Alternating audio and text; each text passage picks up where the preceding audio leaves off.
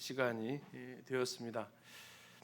지난 시간에는 이제 그리스와 페르시아의 3차에 걸친 그 전쟁을 통해서 이제 더 이상 그리스가 페르시아의 지배하에 있지 아니하고 그들이 이제 세력을 형성해가는 모습들을 보았습니다. 그 전쟁을 통해서 아테네가 큰 힘을 떨치게 되었고, 그런데 잘 나가니까 또 교만하게 행하면서 펠로폰네소스 전쟁이라는 27년의 전쟁을 그리스 땅에서 헬라 땅에서 일어나면서 이번에는 이제 스파르타가 독주하게 되죠. 그리고 또 스파르타도 또 교만하게 행하면서 테베가 레우트라 전투에서 또 독주하게 되고, 그 가운데서 테베에 볼모 잡혀 있었던 알렉산더의 아버지 필립 2세가 인질에서 풀려나서 자기 본국 마게도냐로 돌아가서 테베와 다시 전투하게 되면서 이제 이쪽 헬라 땅의 통치권을 마게도냐가 잡게 되는 그 상황까지 같이 보았습니다.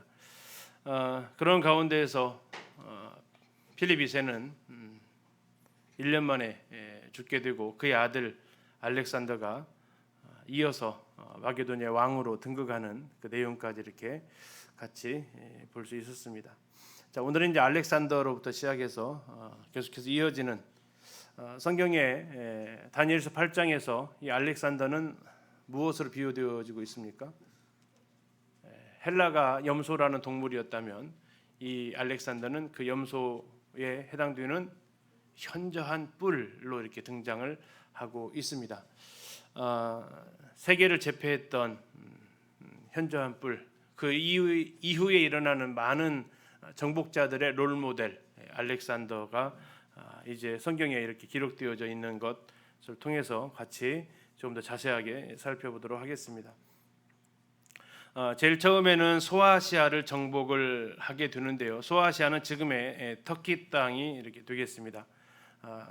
첫 번째 그라니쿠스 전쟁을 통해서 페르시아와 1차전에 승리하게 되고 그 여세를 몰아서 동진을 하죠. 다니엘서에 보면 서쪽에서부터 오고 있다라고 이렇게 기록되어져 있었습니다.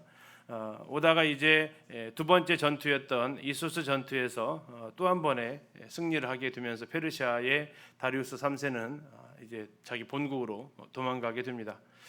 그리고 본국으로 바로 가서 이 다리우스 3세를 무찌르는 게 아니라 밑으로 내려와서 이제 우리가 잘 아는 이제 두로를 함락하게 되고 가사를 함락하게 되고 이집트까지 내려갔다가 예루살렘을 들러서 이렇게 다시 오게 되는 전쟁을 연구하시는 분들은 아마도 이 지역을 먼저 하는 것은 페르시아가 해군을 동원해서 그들의 이 퇴로를 막기 위한 것을 원천 봉쇄하기 위한 것이 아니겠는가 하는 해석을 내놓기도 합니다. 아무튼 이렇게 하면서 이제 지중해 쪽의 모든 지역을 해상권을 다 장악을 하게 되죠. 두로부터 시작해서 이집트까지 가면서 그럼 자기가 쭉 이쪽에 이게 지금 지중해 바다인데 이 지중해 바다를 전부 다 알렉산더가 이제 점령을 하게 되는 거고 이제 남은 것은 땅을 점령하기 위해서 페르시아 땅으로 쳐들어가게 됩니다.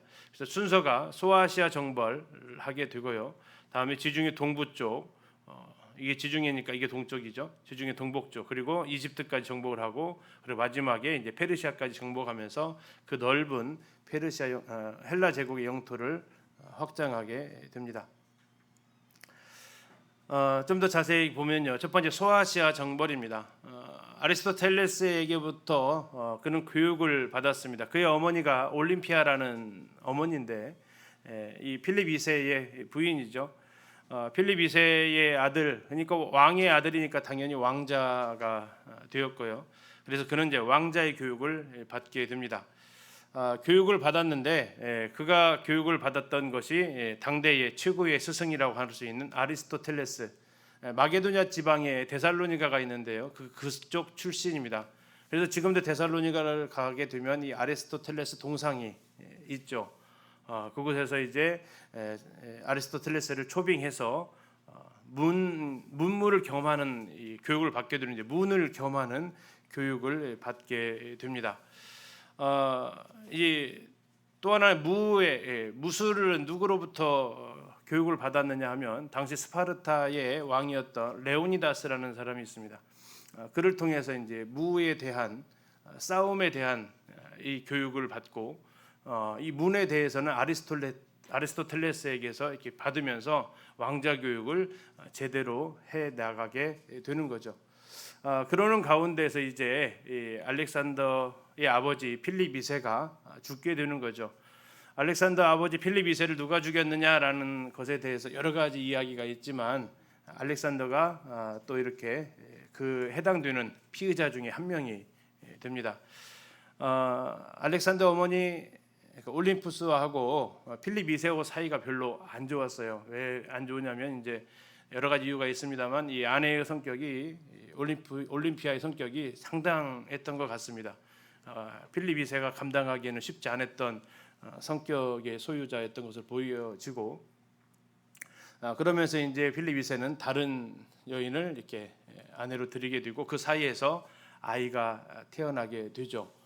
그러면서 이제 아내가 미우니까 자식이 예쁘겠어요?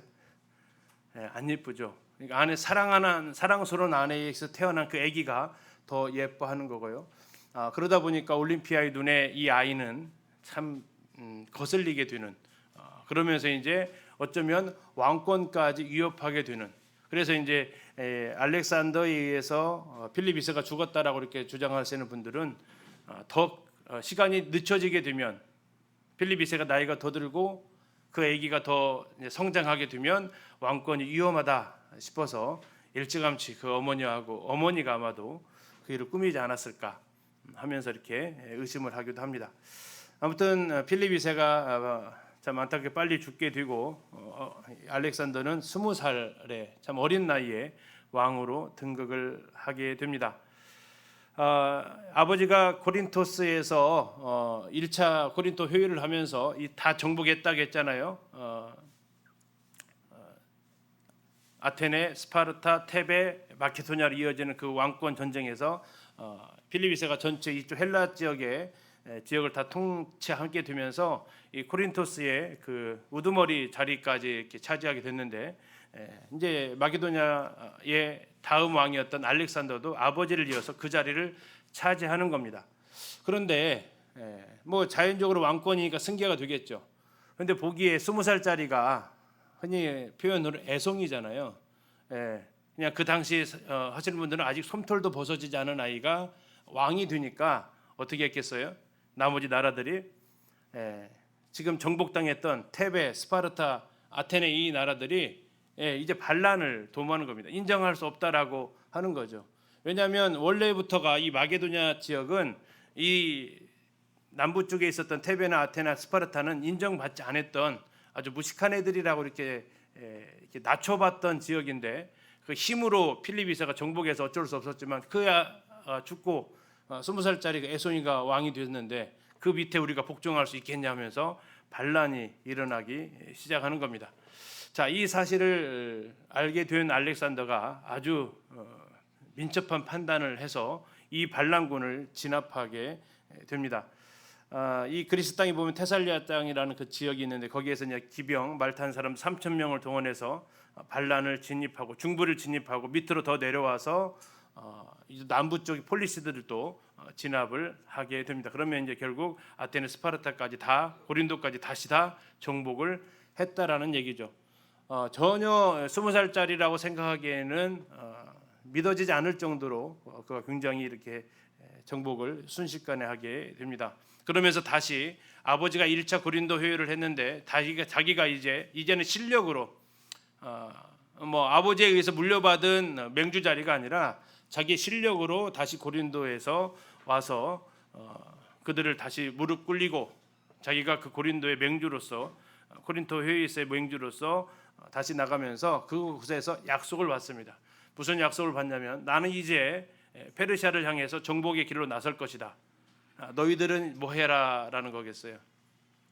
군사를 지원해라라는 이 약속을 받게 되고 이 알렉산더에게 패했던 뭐 테베, 아테네, 스파르타에 있는 그 왕들은 그 약속을 따를 수밖에 없게 되는 그래서 이제 군대를 지원하고 복음 물량을 지원해주는 그 약속에 서명할 수밖에 없게 되면서 이제 명실상부 아버지에 의해서 물려받은 왕으로서가 아니라 자기 실력으로서 이제 왕이 되는 알렉산더가 등장을 하게 되는 겁니다.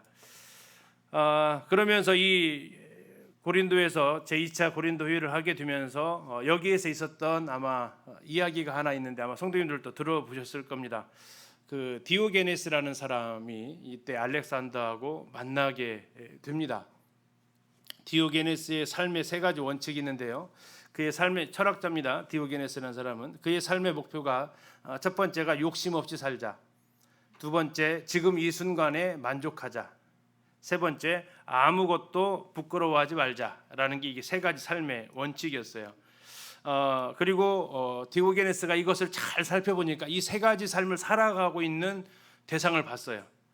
우리 성도님들 이 세 가지를 살아가는 게 누가 이렇게 살아가는 것 같아요? 욕심 없이 살고요, 이 순간에 만족하고 아무것도 부끄러워하지 않고 살아가는 누가 이렇게 살아갈까요? 어린아이들 또요, 거지요 또요. 이 디오게네스가 살펴보니까 누가 이렇게 살아가느냐 봤더니 개가 그렇게 살더래요. 개가 자기가 봤을 때는 개가 그 삶을 잘 살고 있다. 개가 바로 내가 추구한 그 삶을 살고 있다라고 이렇게 디오게네스가 판단을 하게 되고, 그래서 그는 공공연히 외쳤던 소리가 뭐라고 외쳤을까요? 개같이 살자, 개처럼 살자라고 이렇게 외쳤다라는 겁니다. 왜? 그 개의 모습을 보니까 자기가 추구했던 그 외쳤던 그 삶을 그대로 살고 있었다라는 거죠. 개처럼 살자라고 외쳤을 뿐만 아니라 그가 개처럼 행동을 하게 됩니다. 그 커다란 나무 항아리에다가 그것을 집으로 삼고요. 나무 항아리다 보니까 집으로 뭐 할 수 있어요? 옮겨 다닐 수 있잖아요. 그래서 이제 개처럼 그렇게 자유롭게 살았다라는 겁니다. 자, 이렇게 이게 살았다는 게 이제 디오게네스인데, 알렉산더는 이 디오게네스의 명성을 알고 있었고요. 그래서 이제 이 고린도에 와서 이 디오게네스가 있다는 소식을 알고 그 디오게네스가 있는 곳을 알렉산더가 찾아갑니다. 대낮이었는데 알렉산더가 이 디오게네스 앞에 딱 선 거죠. 그러면서 이제 자기가 고린도의 맹주가 됐지 않습니까? 그래서 이 디오게네스에게 말을 합니다. 뭐라고 말했죠? 당신의 소원이 뭡니까? 내가 다 들어주겠습니다라고 제안을 한 거죠. 자, 이 개처럼 살고 싶었던 이 디오게네스 뭐라고 합니까? 알렉산더한테 젊은이 좀 비켜주게나, 자네 때문에 지금 햇빛이 안 들어오네 하면서 했다라는 말이 굉장히 유명한 일화로 들여져 있습니다. 뭐 디오게네스와 관련된 또 이야기는 또 하나 아마 들어보셨을 겁니다. 이 디오게네스가 밝은 대낮에 이게 등불을 들고 뭔가를 찾아 나서고 있다라는 겁니다. 그래서 사람들이 이 밝은 대낮에 왜 등불을 들고 다니십니까? 이렇게 물었더니 디오게네스가 뭐라고 그랬다고 해요? 누구를 찾는데요? 정직한 사람을 찾고 있다라고 합니다. 정직한 사람을 찾으려고 이러네. 이 도시엔 정말 눈을 씻고 보아도 그런 사람을 찾을 수가 없구만. 대낮에 등불 들고 다니면서 정직한 사람을 찾으려고 했던 그 사람한테 와서 뭘 좀 도와줄까 했더니 비켜달라고 했던. 그럼 알렉산더가 그 말을 듣고 무슨 반응을 했을까요? 내가 왕이잖아요.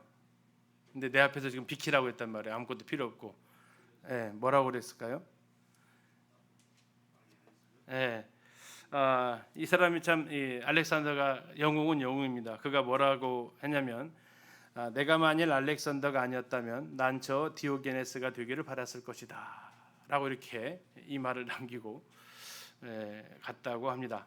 그러니까 이제 왜 이런 얘기를 했냐면, 이 알렉산더가 싸움만 잘하는 게 아니라 문지식적인 것도 굉장히 많이 갖추고 있었고, 그의 침상에는 늘 일리아드, 호머가 쓴 일리아드, 그래서 그의 평생의 롤모델은 아킬레우스라는 그 트로이 전쟁에 나오는 그 인물이 그의 롤모델이었기 때문에 생각을 참 많이 했던 사람. 그러면서 이제 디오게네스의 만남이 이 고린도에서의 또 유명한 일화로 전해지고 있습니다. 아무튼 그렇게 해서 고린도 지역까지 다 통합을 하고 이제 명실상부하게 2년 만에 아주 짧은 시간이죠. 2년 만에 이쪽을 다 이제 정비를 하게 되면서 군대를 이끌고 페르시아 정복 전쟁을 하러 나가게 됩니다. 자, 이렇게 이제 하면서 올라갔는데 이 올라가면서 알렉산더가 이렇게 죽었다라는 또 헛소문이 이렇게 됩니다. 이 뒤에도 나오는 이 헛소문 믿었다가 낭패당하는 경우들이 있는데 그 알렉산더 헛소문 났다고 하니까 또 이제 반란을 또 한번 꿈꾸게 되는 거죠. 그래서 가던 길을 다시 돌려서 이제는 완전히 내가 응징을 하겠다면서 이들을 철저하게 짓밟고요. 그리스 땅에 가면 사자상이 두 군데가 있어요.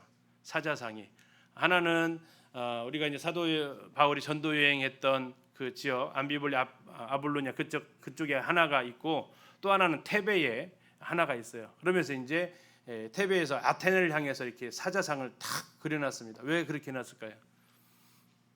대들면 죽는다라는 것을 이 사자상을 보면서 깨우치라고 이렇게 하면서 이렇게 했다라는 이야기가 전해지기도 합니다. 아무튼 이렇게 하면서 그는 디온이라는 곳에 그리스 땅에 디온이라는 곳이 있습니다. 그곳에서 뭐였냐면 출정식을 하게 됩니다.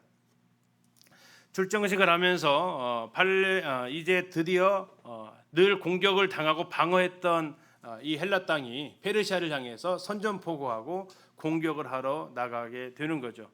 과연 그들에게 있어서 무기는 뭐냐라는 겁니다. 알렉산더에 있어서 무기는 뭐냐? 지금 이제 보이시는 게 바로 그 팔랑크스라는 진법입니다. 그리고 지금 앞에 긴 창이 있죠. 이걸 뭐라고 하냐면 사리사라고 합니다. 사리사. 이게 이제 진법을 누가 배웠냐면 아버지 필립 2세가 테베에 가서 배워온 진법입니다. 저 이 큰 창을 가지고 이제 전진하는 거죠. 쉬웠겠어요? 굉장히 어렵습니다. 진열을 흐트리지 않고 저 되게 무겁거든요. 약 긴 것은 한 6m, 7m까지 가는 것을 사람을 이렇게 살해할 수 있는 무기를 장착되기 때문에 이게 힘이 없는 것이 아니잖아요. 그래서 되게 무거운데 이걸 가지고 훈련을 통해서 이걸 하게 된다라는 거죠. 그런데 알렉산더는 이것만 가지고는 이길 수 없다라는 것을 압니다. 왜 그랬을까요? 이것에 약점이 있어요. 잘 한번 보세요. 저거 뭐가 약점이 있을까요? 두 개의 약점이 있어요. 두 가지 약점이. 뭐겠습니까? 저게 땅이 평야가 아니면 저 진법을 쓸 수가 없어요. 그렇죠? 이게 만약에 땅이 굴곡지게 되면 저들로 나갈 수가 없잖아요. 그래서 넓은 평야에서 쓸 수 있는 전법이에요. 또 두 번째는요. 뭐 하기가 힘들겠어요? 저 우양우 한번 하라면 어떤 일이 벌어질 것 같으세요? 우양우 하면 어떻게 될 것 같으세요? 되게 힘들겠죠.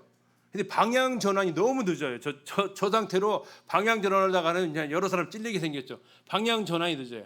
그래서 앞으로 돌지는 잘하는데 좌우에서 달려들면 이게 감당이 잘 안 되는 진법이라고요. 그래서 저 알렉산더는 이것을 만회하기 위해서 어떻게 했을까요? 그 알렉산더가 동원한 것이 이제 기병을 동원을 하게 되는 겁니다. 말을 탄 그 기병들이 양쪽에 있어가지고 측면 공격을 방어하는 그 일을 하게 되고 또 이제 그 기계식 활을 가지고 멀리까지 활을 쏠 수 있는 이 해서 세 가지가 지금 여기 들어간 거죠. 총 네 가지네요. 첫 번째는 커다란 장창 사리사, 두 번째는 밀집대형 팔랑크스, 세 번째는 장거리로 기계식 활, 다음에 측면의 약점을 보완한 기병. 그래서 이 네 개를 동원해서 그 큰 나라 페르시아를 정복을 해 나가는 거죠. 1차 전투, 2차 전투, 3차 전투에 걸쳐서 세 번에 걸쳐서 3전 전승을 했다라는 겁니다. 자, 이 당시에 전쟁을 하러 가기 전에 크로이소스 왕 기억나세요? 고레스하고 싸우기 전에 뭘 받았죠? 신탁을 받는다고 했죠. 신탁. 이 알렉산더도 신탁을 받으러 가는 거예요. 신탁을 받으러 이제 델피로 가게 되는데 델피에 가서 신탁을 받으려고 하는데 그날이 이렇게 좋지 않은 날이래요. 신탁에 내리기 있어서. 그래서 가는데 그 신녀들이 오늘은 신탁을 못 내리겠다. 오늘 신탁이 안 내려온다라고 이렇게 하면서 다음에 와라라고 한 거죠. 알렉산더가 어떻게 했겠습니까? 다음에 왔을까요? 지금 당장 급한데 알렉산더가 강제로 끌고 흔히 말하는 머리채를 잡고 당장 가서 신탁을 받아라라고 이렇게 가는 거예요. 그러면서 가면서 이 사제가 뭐라고 했겠어요? 유명한 말을 남깁니다. 당신은 아무도 못 말리겠군요 라고 합니다. 그러더니 갑자기 알렉산더가 발을 딱 멈추더래요. 왜 멈췄을까요? 알렉산더가 이 말을 했다랍니다. 됐습니다. 내가 바라던 메시지가 이겁니다. 나는 더 이상 신탁은 더 이상 필요가 없습니다. 자, 여사제가 뭐라 했다고요? 당신은 아무도 못 말리겠군요. 당신 이길 사람이 아무도 없겠군요 라고 그 메시지를 주니까 신탁 됐어. 이제 나는 이 말이면 충분해 하면서 이제 그가 돌아가서 전쟁에 나갔다는 일화가 있을 정도로 알렉산더의 모습을 보여주죠. 지금 보이시는 장면이 이제 그 이탈리아에 가면 그 벽화 그 폼페이에 가서 발굴된 그 모자이크인데요. 여기에 이제 그 두 사람이 나오죠. 지금 왼쪽에 보이십니까? 왼쪽에 이 사람이 지금 알렉산더입니다. 알렉산더고요. 다음에 여기 옆에 이 사람 누굴까요? 이게 다리우스 3세입니다. 그래서 이제 이 다리우스 3세가 세 번에 걸쳐서 지는데 물론 첫 번째 전쟁은 다리우스 3세가 직접 나선 것은 아닙니다. 그의 장수를 보내서 멤논이라는 그의 장수를 보내서 했는데 패배했고 그러면서 이제 두 번째 전투에서 이소스 전투에서 드디어 이 다리우스 3세가 대군을 이끌고 나오죠. 감히 우리 부대를 갖다가 그렇게 네가 무찌렀단 말이냐면서 내가 본때를 보여주려 하면서 이소스 전투에 등장을 했다. 그런데 지금 이제 그림 속에서 알렉산더한테 쫓기는 장면을 볼 수 있죠. 자, 이 세 번의 전투가 그리스와 페르시아의 전투가 되겠습니다. 1번이 이제 제일 첫 번째 그라니쿠스 강의 전투인데요. 이때 이제 알렉산더의 부하가 약 한 300명 정도 죽었고 페르시아 군대는 한 3,000명 정도 이렇게 죽었던 전쟁이 됩니다. 결국 이제 알렉산더 1차 승리가 되고요. 자, 잘 보시면요, 이 루트가 약간 이상한데요. 자, 펠라에서 출발을 합니다. 그리고 이제 그라니쿠스 강 전투를 하고 이 4대 그로이소스 왕이 다스렸던 그 지역, 4대 교회가 있었던 지역, 에베소 가다가 해안을 따라 쭉 따라가다가 갑자기 어디로 올라가요? 갑자기 이 고르디움 앙카라로 올라갑니다. 왜 갑자기 터키 수도가 앙카라에 있는데요. 그쪽이 고르디움으로 올라가요. 해변을 따라 쭉 가면 되잖아요. 또 갔다 내려오거든요. 해변을 따라 쭉 가면 금방 가는데 왜 위로 올라갔다가 이렇게 내려왔을까요? 왜 그랬을까요? 여기에 이제 이 알렉산더가 신탁을 되게 좋아하는 것 같아요. 신탁이 내려진 곳이 하나 있습니다. 이게 어디냐면 고르디움이라는 곳입니다. 고르디움에 내려오는 신탁의 내용이 하나 있는데요. 이 풀리지 않는 매듭이 있었습니다. 풀리지 않는 매듭이 있어서 거기에 내려오는 신탁은 뭐냐면 이 매듭을 푸는 자가 세계를 정복할 것이다라는 신탁이 있었다고 합니다. 그러니까 그 소식을 알고 알렉산더가 뭐 했다고요? 그 군대를 거느리고 이 산악지대로 올라간다니까요. 뭐 하려고? 그 신탁을 자기가 받았다라고 이렇게 하기 위해서. 그래가지고 이제 열심히 가서 뭐 했을까요? 매듭을 풀려고 했겠지 않겠습니까? 이렇게도 표로 풀려요, 안 풀려요? 안 풀리는 거죠. 어떻게 했겠어요? 잘하시네요. 뭐 콜럼부스가 이 달걀을 세운다, 뭐 달걀을 세우냐, 뭐 방법을 이렇게 안 세워지니까 갖다가 깨버려 가지고 이렇게 세웠다듯이 이 매듭이 풀리지 않으니까 이 알렉산더 성질 급한 사람, 아까 사제가 신탁 못 내려 했더니 어떻게 했다겠어요? 머리끄댕이 잡고 빨리 신탁해 했던 이 사람이 고리디움에서 이게 안 풀리니까 어떻게 해요? 자기 칼을 빼가지고 매듭을 갖다가 잘라버리니까 어떻게 됐을까요? 매듭이 다 풀려졌네요. 그래서 이제 결국 이 신탁은 나에게 이루어진다라고 그거 하려고 이 고르디움까지 올라갔다가 다시 이렇게 루트 한번 보세요. 쓸데없이 갔다가 군사 이끌고 와서 다시 내려오잖아요. 그러면서 이제 자기 신탁을 자기에게 또 유리하게 해석을 하게 되죠. 자, 이게 이제 고르디움의 신탁이라는 세계에서 유명하게 또 알려져 있는 알렉산더 칼로 끊어버렸다라는 게 바로 이제 알렉산더와 관련된 일화입니다. 그리고 나서 다시 한번 두 번째 이소스 전투에서 뭐 이소스 여러 가지를 불립니다. 어쨌든 알파벳에서 읽다 보니까 여기에서 이제 페르시아하고 2차 전투를 하게 되는 겁니다. 2차 전투인데 1차 전투는 다리우스 왕이 나오지 않았어요. 그의 장수가 와서 전쟁을 했고 이 전투에는 누가 전투에 참여하냐면 드디어 다리우스가 이 전쟁에 참여를 하는 거죠. 이 페르시아가 전쟁을 할 때 약간 이상스러운 것이 군인들만 나오지 않는다라는 거죠. 자기 일가족을 데리고 오는 그러한 상황이 있었다라는 거고, 페르시아의 왕이었던 다리우스 3세도 이 전쟁에 자기 어머니를 데리고 나오고 자기 아내를 데리고 나오고 자기의 두 딸을 데리고 전쟁에 함께 참여합니다. 왜 그랬을까요? 이기는 걸 한번 보여주고 싶었던 것 같아요. 얼마나 내가 위대한 사람인지를 보여주고 싶었는지 몰라도 이 전쟁에 그 위험한 곳에 절대 진다라는 생각을 안 했겠으니까 데리고 왔겠죠. 그러면서 이제 또 이 가족을 지키려면 정말 목숨 바쳐 싸우라라는 그런 메시지도 같이 담겨져 있습니다. 아무튼 이렇게 하면서 자기 어머니와 아내와 두 딸을 데리고 이 전쟁에 참여하게 되는 거죠. 자, 알렉산더는 전술이 있습니다. 숫자적으로 하면 게임이 안 돼요. 워낙 페르시아가 덩치가 큰 군대를 가지고 있으니까. 그럴 때 이제 1대 뭐 10으로 싸운다 할 때 혹시 그때 싸움에 이기는 방법이 뭔지 아세요? 안 싸워보셔서 잘 모르시잖아요. 싸우는 방법이 뭐냐면 한 놈만 패라라는 게 있습니다. 한 놈만 패라. 그러면 그 사람 때리는 거 보고 질려서 더 이상 달려들지 못한다라는 그 전술이 있대요. 저도 안 싸워봐서 모르는데 그 전술이 있대요. 그래서 알렉산더에서 받았는지 모르겠지만 알렉산더가 이때 한 놈만 패는 거예요. 그 한 놈이 누구예요? 이 다리우스 왕이라는 거죠. 왜요? 그 왕을 치면 어쨌든 다 이 전쟁은 끝이 나니까.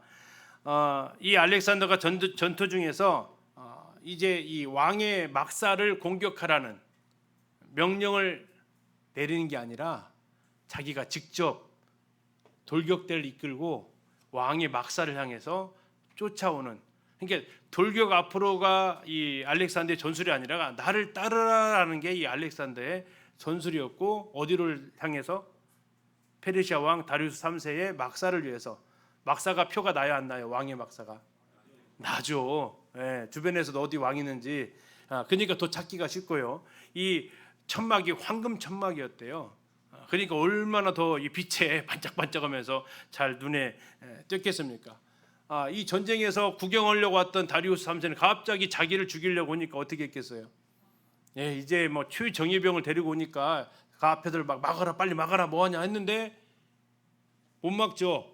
그러다 보니까 이제 자기를 이제 죽음 앞에 오니까 참 잘못된 선택을 합니다. 무슨 선택을 하냐면, 적어도 엄마 모시고 가야 돼요, 아내 모시고 가야 돼요, 딸 데리고 가야 돼요.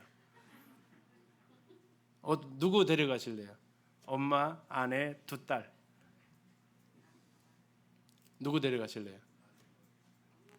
그죠, 다 데려가야죠. 근데 다리우스의 선택은요, 다 놓고 간 거예요. 누구만 갔어요? 자기 혼자 도망가게, 자기 혼자. 그래서 아까 그 벽화가 뭐냐면 자기 혼자 도망가는 것을 이렇게 해놓은 거예요. 왜 뒤쳐다본 것 같으세요? 아까 기억나세요? 왜 뒤쳐다보는 게? 계속 쫓아오니까 얼만큼 쫓아오냐고 해서 그 비겁함의 아주 그 장면이죠. 이 엄마도 아내도 딸도 다 놔두고 도망갈 정도로 아주 그냥 급하게 그가 이제 도망을 간 겁니다.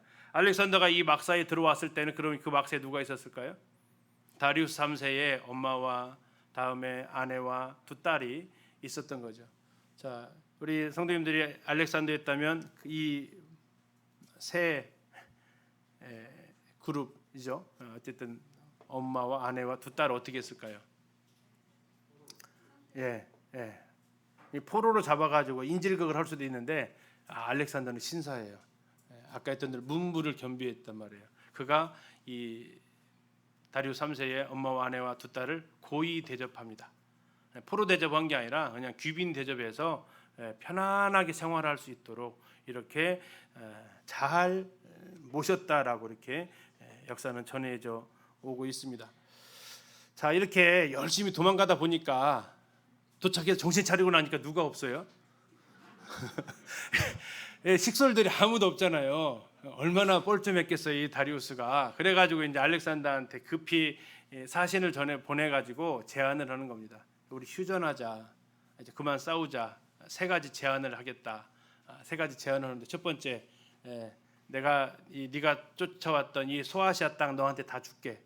그리고 내 아내와 어머니와 두 딸을 보내면 내가 1만 달란트의 배상금을 줄게. 그래서 이 제안을 한 거예요. 근데 알렉산더가 어떻게 했을까요? 알렉산더가 NO 합니다. 첫 번째, 야 네가 줄 게 뭐 있어? 이미 그 땅은 내 땅인데 다. 내가 정복했는데 네가 주고 말고 올 게 뭐야? 이미 그 땅은 내 땅이야. 그래서 안 되고. 두 번째, 걱정 마. 나 신사야. 네 아내와 어머니 내가 전쟁 끝나고 고이 보내드릴 거니까 걱정 마 하면서 나는 계속해서 너를 쫓아갈 것이다라고 하게 됩니다. 그래서 이제 정복 전쟁을 계속해서 하게 되죠. 그런데 이제 아까 말씀드린 대로 바로 쫓아간 게 아니라 바로 이서수 전투 후에 가우가멜로로 간 게 아니라 또 방향을 이상하게 밑으로 내려가는 거죠. 아까는 신탁 때문에 올라갔잖아요. 이번에는 내려가요. 왜 내려갔을까요? 여기 신탁 또 하나 있거든요. 앞문에 이집트에. 뭐 그것 때문이지는 않겠지만 아마 해상로를 장악하기 위해서 쭉 내려가게 됩니다. 그렇게 되면서 이제 이집트까지 정복을 하게 되고 마지막에 가우가멜라로 가게 되는 거죠. 그런 가는 가운데에서 이제 두 번째 전환이 됩니다. 지금까지가 이제 터키죠. 소아시아 지역을 정복했다면 이제 지중해 동부 지역하고 이집트를 정복하는 그 과정을 보도록 하겠습니다. 자, 이수수 전투에서 승리했습니다. 2대 0입니다. 이제 그리고 그는 이제 지중해를 따라서 밑으로 내려가게 됩니다. 자, 이렇게 페르시아한테 2전 2승을 했다고 하니까 대세가 어디로 기울었다고요? 이제는 알렉산더한테 대세가 기울었다는 소식을 아니까 주변에 있는 그 페르시아에 소속되어 있었던 그 변방에 있었던 부족들이 어떻게 했겠어요? 이제는 알렉산더 편에 서는 거죠. 그게 살 길이니까. 그래서 이제 자원 입대를 하면서 군대가 점점점 알렉산더 군대가 더 늘어나게 됩니다. 그리고 이제 거기에 대한 페르시아 전쟁에 승리한 알렉산더한테 항복의 뜻으로 황금 왕관을 보내는 거죠. 당신이 왕이십니다. 근데 여기에 거절했던 한 나라가 있는데 그 나라 이름이 어디라고요? 두로라는 겁니다. 성경에 나오는 두로 어디에 나왔어요? 에스겔서 28장에 그리고 스가랴에서 9장에 나와 있었던 바로 이 두로만은 알렉산더한테 항복하지 않았던 거죠. 왜 그랬을까요? 첫 번째 이 두로는요, 웬만한 싸움은 다 싸워봤어요. 자, 제국의 발전에서 제일 처음에 아수르라는 제국이 있었어요. 그 아수르한테도 견뎌냈던 게 바로 이 두루예요. 5년간의 전쟁에서도 지지 않았어요. 바벨론의 느부갓네살이요 13년간 괴롭혀요. 그래도요, 결국 포기하고 돌아갔어요. 그런데 지금 애송이가 와서 나라를 달라고 하니까 이 두루의 왕이 콧방귀 안 뀌는 거죠. 한번 뺏어 가봐라고 지금 이야기를 하는 겁니다. 그것이 이제 우리가 에스겔서를 우리가 보면서 또 스가랴서를 통해서 봤던 거죠. 스가랴서 9장을 보면 두로는 자기를 위하여 요새를 건축하며 은을 티끌같이 금을 거리에 진흙같이 쌓았도다. 이게 이제 두로의 형편이었다는 거죠. 은을 티끌같이 금을 진흙같이 하니까 어느 정도의 부강한 나라였는지. 왜냐하면 해상무역을 장악했거든요. 이집트 땅에 있는 그 카르타고 이쪽에서 해외 식민지를 건축하면서 막강한 해군력을 가지고 있었던 나라였기 때문에 이 부분들에 대해서 그가 이제 견뎌낼 수 있었고, 그러나 스가랴 9장 4절에서 주께서 그를 정복하시며 그의 권세를 바다에 쳐 넣으시리니 그가 불에 삼켜질지라라고 예언이 되어져 있었습니다. 그리고 그 예언에 의해서 결국 이 두로는 알렉산더에 의해서 망하게 되는 거죠. 그 전쟁에서 망하는 그 스토리도 뭐 꽤 있는데 우리가 이제 그 에스겔서에도 잠깐 말씀드렸고, 이때 이제 두로 시민 2,000명이 하도 저항을 하니까 뭐 몇 개월 저항했냐면 약 7개월간 저항을 해요. 다른 데는 그냥 어서 오십시오 항복했는데 7개월 저항하니까 알렉산더가 화가 잔뜩 나가지고 두로 시민 2,000명을 십자가형에 처하고요, 두로 시민의 3만 명을 노예로 삼습니다. 그렇게 되면서 이제 두로까지도 함락을 하게 되고, 또 이렇게 쭉 그냥 무혈입성으로 쭉 내려오는데 갑자기 또 오다가 또 한번 브레이크가 걸리는 것이 블레셋 땅에 있었던 가사 지방입니다. 여기에서도 또 이렇게 순수하게 항복을 하지 않으면서 2개월 정도의 포위를 하면서 가사도 정복하게 되면서 이제 계속해서 나머지 도시들은 항복을 하게 되죠. 그리고 쭉 지중해를 따라서 내려오게 되면 거치는 곳이 바로 이제 이집트라는 겁니다. 이집트. 자, 이집트에 갔더니 지난번에 시간에 했잖아요. 거기에서 아주 부관참시하고 아피스라는 황소가 태어났는데 그것을 무참히 죽였던 왕이 누구예요? 페르시아의 캄비세스 2세라는 왕이 있었다고 그랬죠. 물론 그것을 무마하기 위해서 다리우스가 효율책도 썼지만 이게 한 번 안 좋은 인상은 지워지질 않죠. 그래서 이제 이 이집트에 와서 왔더니 페르시아에 대해서 좋은 감정이 없어요. 그러다 보니까 이 알렉산더 이들을 정복자로 생각하는 게 아니라 해방자로 맞이하게 됩니다. 반페르시아 정서를 등에 업고 이집트 종교를 수용하게 됩니다. 알렉산더 자체가 이제 모든 문화를 다 인정해주는 건데요. 한 일화로 아리스토텔레스한테 배웠다고 했잖아요. 아리스토텔레스한테 배운 것 중에서 딱 하나만 알렉산더가 거부했던 가르침이 있어요. 그게 뭐였냐면 우리 민족은 우수한 민족이고 나머지 민족들은 야만족이다. 그래서 사람 취급하지 마라라고 아리스토텔레스가 가르쳤단 말이에요. 근데 이제 이 알렉산더의 가치관은 그렇지 않다라는 거였어요. 이들도 그 야만인들도 교육을 통해서 개화시켜서 함께 이 우수한 우리의 문화, 헬라의 문화를 그들도 같이 누리면서 살아야 된다라는 게 알렉산더가 가지고 있었던 사상이었으니까 지금 이제 그들이 가지고 있었던 거 전부 다 받아들일 수 있는 그런 열린 마음이 어쨌든 그에게 있었던 것이죠. 아무튼 그가 이제 무혈 입성을 하게 되고 그러면서 사제들을 다 동원해서 자신을 가리켜서 신의 아들 호루스는 오시리스와 이시스 사이에 태어난 또 신화 속의 사람인데 바로 신의 아들로서 추앙을 받게 됩니다. 그리고 아까 말했잖아요. 신탁 받으러 갔다고. 그래서 아까 고르디움까지 신탁 받으러 가는데 이집트 딱 오니까 여기도 신탁소가 있다라는 거예요. 거기가 어디예요? 바로 아몬의 신탁소 또는 암몬이라고 하기도 합니다. 아몬의 신탁소에서 가게 되고 거기로 가서 얼마를 걸어갔다고요?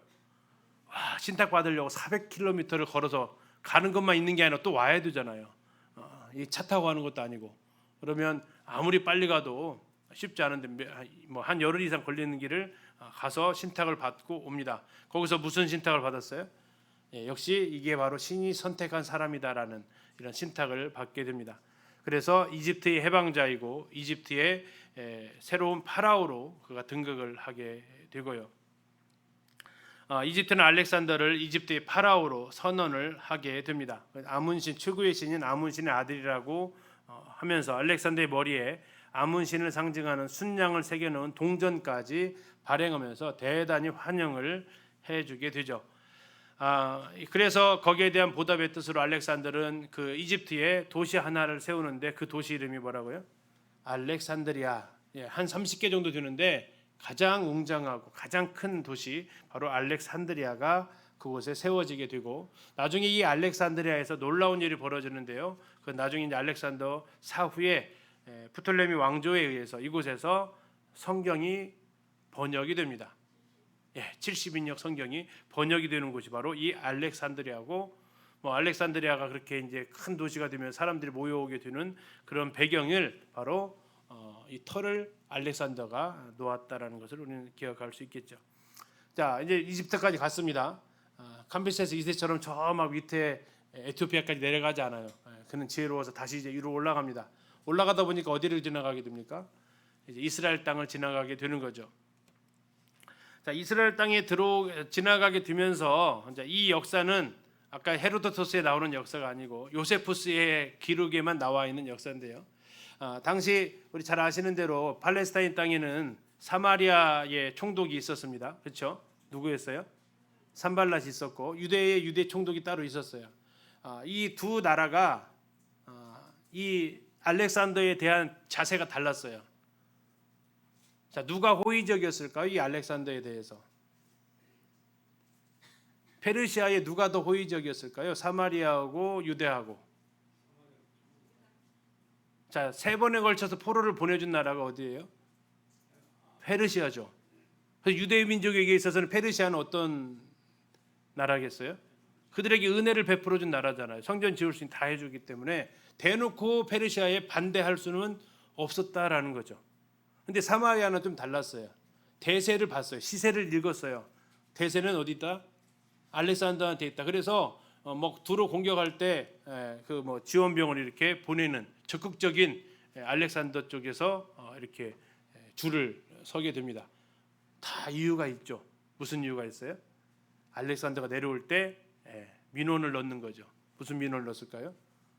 우리도 성전 지어 주십시오라는 민원을 넣기 위해서 그 일을 한 겁니다. 그래서 이제 그리심 땅에 성전이 세워지게 되는 지어주는 그러한 이 지원을 받게 되죠. 근데 이제 이 유대 땅에 있었던 이들은 세 번에 걸쳐서 포로를 보내줬던 나라가 페르시아이고 또 페르시아 총독이 통치하고 있어서 이게 쉽지 않았어요. 그런데 이제 여기를 지금 누가 지나간다는 거예요? 알렉산더가 지나간다라는 거예요. 사마리아 지역은 우호적으로 했기 때문에 걱정이 없었어요. 내려온다 해도 이미 페르시아한테 등 돌렸고 이쪽으로 섰으니까. 근데 유대는 지금 그런 상황이 아니란 말이죠. 자, 이럴 때 이제 어떻게 해야 돼요? 흔히 말하는 대로 간이 떨리죠. 그 말발로 짓밟힐 거 생각하니까. 그런데 어쨌든 당시에 종교 지도자였던 이 야뚜아라는 사람이 뭐 어떻게 하겠습니까? 이제 정면을 부딪힐 수밖에 없죠. 그래서 대제사장의 예복을 딱 갖춰 입고 알렉산더를 뭐 싸울 힘은 없고 어차피 맞이하러 가는데 알렉산더가 이제 딱 야뚜아를 바라보면서 어땠다고요? 이상한 행동을 했다라는 겁니다. 자, 그건 뒤에서 좀 말씀드리고, 자, 이게 지금 아까 말씀드렸던 두로입니다. 두로가 원래는 섬이었다고 나와 있어요. 섬. 그런데 알렉산더 때문에 이렇게 생겼어요. 섬이 아니에요? 섬 아니에요. 육지가 돼버렸어요. 지금은 이쪽을 배 타고 가는 게 아니라 그냥 이렇게 갈 수 있어요. 육지로. 왜 누가 이걸 다 했다고요? 알렉산더가 집 부셔가지고 나무 부셔 다 이렇게 막았어요. 그래서 이렇게 지금으로 말하면 개와도 간척 싸움 하듯이 이렇게 완전히 막아가지고 이렇게 일을 이 정도 되니까 알렉산더 어떤 성격인지 대충 알 수 있겠죠. 자, 그 알렉산더가 지금 자신이 온다겠는데 전혀 지원하지 않았던 유다 땅에 왔단 말이에요. 자, 그때 이제 이 바로 야뚜아가 나가게 되는데 알렉산더가 딱 말 타고 오는데 저쪽에 지금 이제 야뚜아와 그 제사장 그룹이 서 있었을 거 아닙니까? 딱 보는데 그 옷차림을 딱 보게 된 거죠. 누구의 옷차림이냐면 대제사장의 옷차림을 본 거예요. 그러더니 이제 이상한 행동을 합니다. 무슨 행동을 하냐면 말에서 내려서 예를 표하는 거죠. 왜 그랬느냐? 도대체 왕이시여, 여태까지 한 번도 그런 행동을 하지 않았던 왕이 도대체 여기서 왜 그렇게 하셨습니까? 했더니 알렉산더가 하는 말입니다. 내가 어떻게 자기 고향에서 내가 어떻게 하면 이 아시아를 제패할 수 있을까 생각할 때에 자주색과 주홍색의 옷에 하나님의 이름이 새겨진 금패가 달린 모자, 여호와께 성결이라고 이렇게 써 있잖아요. 대제사장 모자에 그 쓴 사람이 나타나서 자기가 군대를 인도해 페르시아를 점령하게 해주겠다고 말을 하고 사라졌다. 그런데 지금 똑같은 복장을 한 사람이 어디에 서 있다? 자기 앞에 지금 딱 서 있다라는 거죠. 그러니까 자기를 여기까지 지금 무사하게 올 수 있도록 계시를 보여준 사람이 앞에 서 있으니까 어떻게 해요? 그 사람 앞에 지금 예를 표하고 대제사장 야뚜아 따라서 성전에 올라가서 제사를 드리고 그리고 유대인들한테 혜택을 주는데 너희들은 안식년에 농사 안 짓잖아요. 안식년에 너희들은 세금 안 내도 돼라고 이렇게 면제를 시켜주는 이런 일들이 있었다. 근데 이게 지금 이제 뭐 세계사들이 기록한 게 아니라 유다의 역사가가 기록을 한 내용이 요세푸스라는 책에 기록이 되어져 있습니다. 아무튼 이렇게 하면서 이제 지중해 동부 쪽을 다 정복을 한 거죠. 여기서 이수스 전투에서 해변 따라서 이집트까지 와서 예루살렘 거쳐서 이제 오는 겁니다. 이제 어디 남았어요? 전쟁 하나가 페르시아와의 전쟁 하나가 지금 이제 마지막 가우가멜라 전투가 남았다라는 겁니다. 약 한 2년 정도가 시간이 지났습니다. 이수스 전투에서. 그래서 이제 도착한 곳은 가우가멜라라는 티그리스 강변입니다. 거기에 이미 다리우스 3세는 만반의 준비를 하고 있었습니다. 자, 시간이 충분히 벌었잖아요. 한 2년 동안 이제 얼마나 일을 갈았겠습니까? 지금 자기 아내, 엄마, 딸들도 지금 저 적장의 수중에 있고 얼마나 여기에 대해서 이제 복수하기 위해서 일을 갈았겠어요. 그래서 그가 이제 두 가지의 히든 카드를 준비를 하는데요. 하나는 뭐였냐면 코끼리 부대를 등장시킵니다.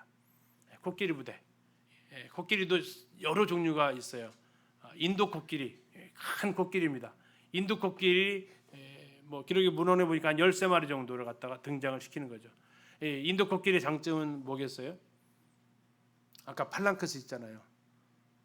그 올 때 코끼리는 웬만큼 해도 괜찮으니까 막 그냥 돌진하기 위해서 그 진을 회파하려고.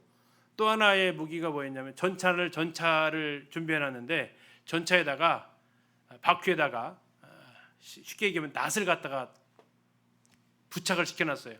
그럼 낫을 부착을 시켜놓으면 전차가 달리면서 바퀴가 무기가 되는 거죠.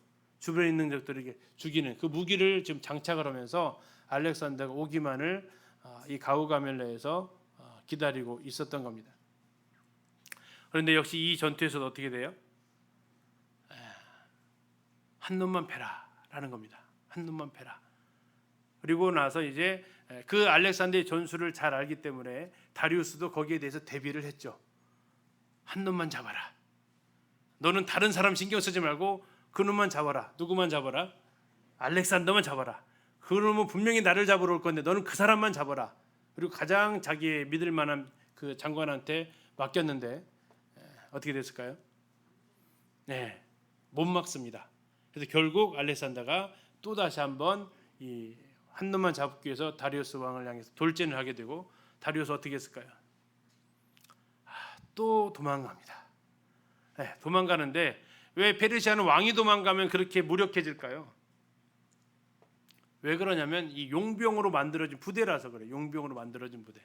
자기 나라를 지키려는 게 아니라 돈 받고 온 부대인데 왕이 도망가니까 자기도 일단 살고 봐야 될 거 아닙니까? 그래서 이제 용병으로 이루어진 그들은 다 도망가게 되는 거죠. 결국 도망갔다가 자신의 부하에게 잡혀서 암살을 당하게 됩니다. 근데 이 부하가 누구냐면 한 놈만 막으라고 했던 그 부하. 알렉산더 만디가 막아라. 그래서 이제 뭐 이야기를 보면 이 자기 부하 장군한테 와서 혼냈다라는 거죠. 뭐라고 혼냈을까요? 너 때문에 패전했다. 네가 가만 막았어도 내가 이 창피는 떨지 않는 거 아니냐 하면서 이제 혼을 내니까 이 부하 장수가 어땠을 것 같아요? 너 같은 비겁한 사람이 왕이니까 우리나라 이꼴이 하면서 그 사람이 이제 왕을 제거를 하는 그러한 일들이 이제 벌어지게 됩니다. 아무튼 이렇게 하면서 알렉산더는 바벨론 밑으로 내려와서 바벨론, 수사, 페르세폴리스 등 페르시아의 궁궐들을 전부 다 함락을 하게 되고요. 이 베수스를 추격해서 그 다리우스 그 3세를 죽였던 박트리아 태수 이름이 이제 베수스인데 그도 처형을 하게 됩니다. 나중에는 이제 그의 가문의 딸이었던 인도까지 전쟁하고 와서 돌아와서 거기에 이제 록사나하고 결혼하고 아들까지 낳게 되는데 아무튼 그렇게 하면서 이 베수스까지 처형을 하게 되고 계속해서 동쪽으로 갑니다. 그런데 부하들이 얘기를 하는 거죠. 언제까지 갈 겁니까? 지금 집 떠난 지 얼마 됐어요? 집 떠난 지 거의 이제 10년 다 돼가거든요. 한 7, 8년 정도 됐거든요. 이제는 좀 돌아가죠. 얼마나 그리울 겁니까? 이제는 좀 돌아가죠. 하는데 알렉산더의 욕심은 뭐예요? 아직 끝이 없는 거죠. 그러는 가운데에서 이제 뭐 패배를 맛보기도 하고 뒤에 이제 어떻게 패배했는지 보겠지만 결국 더 이상 정복 전쟁을 하지 못하고 죽음의 위기를 처하기도 하다가 다시 바벨론으로 돌아와서 아까 했던 그 록사나 하고 이제 뭐 결혼을 하기도 하고 그리고 나서 33살의 짧은 나이로 죽음을 맞이합니다. 참 그의 아버지의 죽음처럼 병으로 죽었다 아니면 부하들에 의해서 죽었다 여러 가지 설이 있습니다. 뭐 정확히 뭐 사인은 알 수 없지만 근데 왜 이렇게 빨리 죽었다고요? 성경을 응하게 하기 위해서. 성경에서 뭐라고 기록되어 있습니까? 그가 언제 죽는다고 그랬어요? 강성할 때에 죽었다고 나와 있어요. 한참 위력을 떨칠 때 그가 죽었다고 나와 있기 때문에 그는 이 젊은 나이에 누가 봐서도 죽을 나이가 아니잖아요. 강성한 나이잖아요. 33살이면 그 나이에 그는 죽음을 당하게 됩니다. 자 이제 알렉산더의 죽음까지 보고 잠시 쉬도록 하겠는데요. 그가 어떻게 죽었느냐, 그 과정을 좀 말씀을 드리겠습니다. 첫 번째, 이제 다 정복을 했잖아요. 부하 장수들에게 지난 시간에 잠깐 말씀을 드렸습니다. 부하 장수들에게 페르시아식 복종을 요구하는 겁니다. 페르시아식 복종은 뭐냐면 무릎을 꿇고 이마를 땅에 대는, 마치 우리나라 설날에 하는 뭐예요? 큰절하듯이 그런 복종을 좀 요구를 했던 거죠. 이게 그러나 마게도니아 지역의 헬라 쪽의 문화가 아니고 페르시아 쪽의 문화였다라는 것. 근데 그것을 지금 누구한테 요구하는 거냐면 마게도니아 사람한테, 헬라 사람한테 요구하는 거죠. 외국 사람한테 양반 자세로 앉으라면 어떻게 잘 앉든가요? 어려워하잖아요. 우리는 되게 편한 자세가. 근데 그런 차원을 넘어서 굉장히 굴욕감을 주는, 물론 신하이지만 그들에게 있어서 받아들이기 쉽지 않았다라는 겁니다. 두 번째는 전공을 많이 세웠는데 거기에 맞는 대가가 돌아오지 않았다라는 거죠. 자, 왜 그러냐면 워낙 차지했던 땅이 넓어요. 그런데 그곳에 자기 부하들을 띄엄띄엄 한 명 그곳에 통치자로 임명하게 되면 그거보다는 통치하기가 포로로 잡았던 사람 다시 돌려보내서 니네 땅은 네가 통치하고 하는 것이 민심사하는 것 훨씬 좋잖아요. 그래서 그렇게 결정하면서 알렉산더가 이 페르시아 땅을 정복한 후에 부하들한테 여기 통치권을 준 게 아니라 누구한테 줘요? 그 귀족들한테 통치권을 넘겨주는 겁니다. 그러다 보니까 이 부하들의 몫이 그때 당시에 이제 땅을 통치하고 이것이 내 것이 되는, 이것이 안 됐던 것이 있었고요. 하도 내부에 불만이 많으면 전술은 뭐예요? 해외로 전쟁을 나가는데, 이 전쟁에 나갔던 불만이 있어서 갔는데 뭐 잘 싸웠겠습니까? 아무튼 이제 이런 갈등들이 있었다라는 거고요. 그렇게 해서 그들이 이제 인도 원정을 가게 되는데 여기에서 이제 코끼리 부대를 아까 한번 경험을 했죠. 코끼리 부대는 막강합니다. 이따 뒤에도 또 코끼리 전쟁이 나오는데 아무튼 그렇게 하면서 전쟁에 나갔지만 이 마가다 왕국이라는 이 왕국 앞에서 결국 그가 더 이상 전쟁을 떠날 수 없게 됩니다. 고향을 떠난 지 8년 된 이 병사들 집으로 가고 싶어 했고 결국 알렉산더도 바벨론으로 돌아가기로 결정을 합니다. 그런데 이런 관점만 있는 게 아니라 또 알렉산더 편의 관점, 역사가의 관점은 뭐라고 썼을까요? 이렇게 되면 좀 굴욕적이잖아요. 알렉산더 편에 있었던 역사가는 이렇게 기록을 합니다.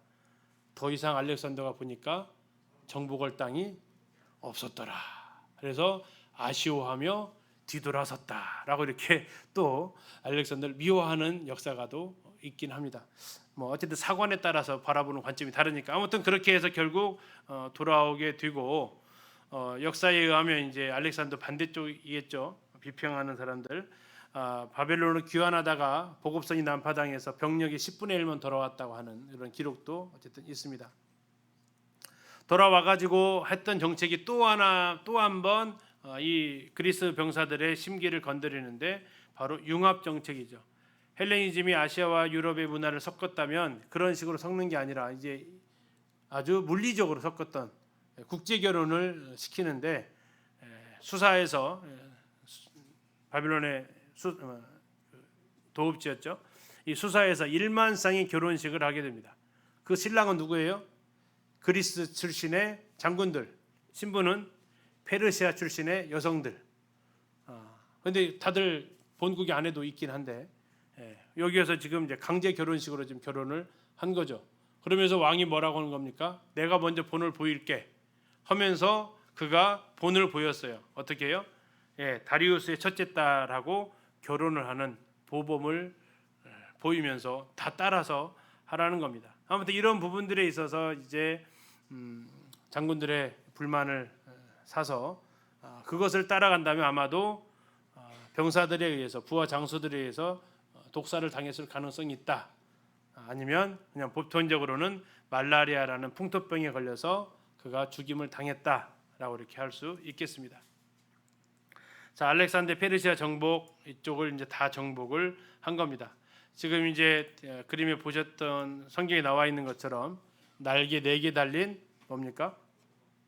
표범. 이렇게 표현되어지고 있고 8장에서는 비행 염소, 발이 땅에 닿지 않았던 염소로 이렇게 표현되어지고 있고요. 자, 연도를 다시 한번 정리해 보겠습니다. 첫 번째 338년에 카이로네이아 전투에서 필립 2세가 그리스 세계를 전부 다 통일을 하게 됩니다. 그리고 나서 갑자기 죽게 되고 알렉산더가 20살에 왕위에 올랐는데 어린애가 왕이 됐다고 주변 나라들이 인정해주지 않습니다. 2년간 알렉산더는 이 모든 반란을 진압하게 되고 드디어 페르시아 정복 전쟁을 떠나게 되는데요. 1차전을 그라니쿠스 전투에서 싸우게 됩니다. 멤논이라는 페르시아의 장수와 싸워서 승리하게 되면서 소아시아를 정복을 하게 되죠. 그러면서 아까 했던 고르디움까지 올라가서 또 신탁도 받기도 하고요. 그리고 나서 두 번째 전투 2차전에서 이수스 전투에서 또 한 번에 걸쳐서 승리를 하게 됩니다. 그리고 이제 가우가멜라로 바로 가는 게 아니라 지중해로 내려오면서 두로 7개월 정도의 저항, 가사 2개월 정도의 저항을 거쳐서 여기도 다 정복을 하게 되고 지중해에 있는 그 해안 지역 그리고 이집트까지 정복을 2년 만에 또 마치게 됩니다. 이 정복을 다 마치고 예루살렘을 거쳐서 티그리스 강이 있는 가우가멜라 지역에 도착하게 되고 그곳에서 자신을 기다리고 있었던 다리우스 3세와 또 한 번에 걸쳐서 마지막 전쟁을 하게 되고 이때 다리우스는 또 도망가다가 결국 부하장수에게 암살을 당하게 되면서 페르시아가 이제 막을 내리는 그런 것을 볼 수 있죠. 알렉산더는 정복 전쟁의 마무리를 짓고 싶은 생각이 없어서 더 가고 싶었습니다. 동쪽으로. 그러나 병사들이 이것을 거부하게 되고 다시 바벨론으로 그는 돌아와서 33세의 나이에 죽게 되면서 알렉산더의 생애가 이렇게 336년에 떠났던 전쟁이 326년에 이렇게 되면서 아주 빠른 시간에 10여 년 만에 이 모든 제국을 건설하고 그러나 통치는 해요 못해요? 못해요. 그러면서 이제 아까 했던 고르디움에서 그 매듭을 어떻게 풀었어요? 칼로 풀었으니까 정복은 했는데 칼로 풀어버렸으니까 줄을 써요 못 써요? 못 쓰잖아요. 그러니까 통치는 못했다라고 이렇게 비아냥거리는 이야기도 나오고 있죠. 자, 다음 시간에는 이제 알렉산더 후에 후계자들의 이야기를 다루도록 하겠습니다. 잠시 10분 쉬어서 9시 10분에 시작하겠습니다.